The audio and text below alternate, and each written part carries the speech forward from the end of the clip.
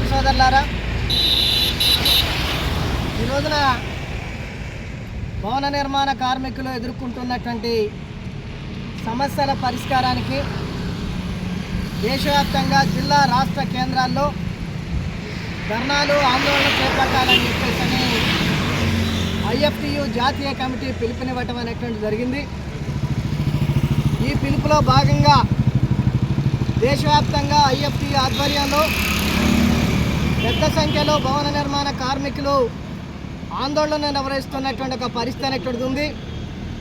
పంజాబ్ రాష్ట్రంలో సుమారు 5,000 మంది భవన నిర్మాణ కార్మికులు ఈ రోజున రాష్ట్ర కేంద్రంలో ఆందోళన నిర్వహిస్తున్నటువంటి పరిస్థితి అనేటువంటిది ఉంది.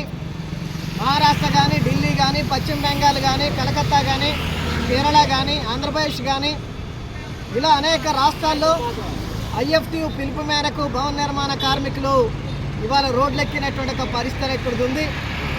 భవన నిర్మాణ కార్మికులు దుర్భర దారిద్ర్యమైనటువంటి జీవితాన్ని గడుపుతున్నటువంటి సందర్భాల్లో ఆ భవన నిర్మాణ కార్మికుల సమస్యల పరిష్కారం కోసం వాళ్లకు సంక్షేమ బోర్డు ఉండాలి, వాళ్లకు చట్టబద్ధమైనటువంటి రక్షణ ఉండాలని చెప్పేసి ఐఎఫ్టియు వీరోచితంగా ఉద్యమాలను నిర్వహించడం అనేటువంటి జరిగింది.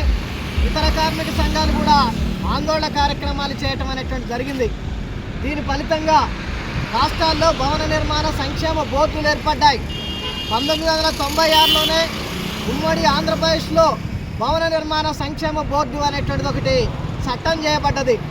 కానీ ఆ చట్టం ప్రకారం ఇవాళ తెలంగాణ రాష్ట్రంలో 25 లక్షల మంది భవన నిర్మాణ రంగంలో పనిచేస్తున్నటువంటి కార్మికులు ఉంటే వాళ్ళందరి సభ్యత్వాన్ని రెన్యువల్ చేయాల్సి ఉండగా సభ్యత్వాన్ని రెన్యువల్ చేయకుండా ఇవాళ 15 లక్షల మందికే ఇవాళ సభ్యత్వాన్ని రెన్యువల్ చేసినటువంటి ఒక పరిస్థితి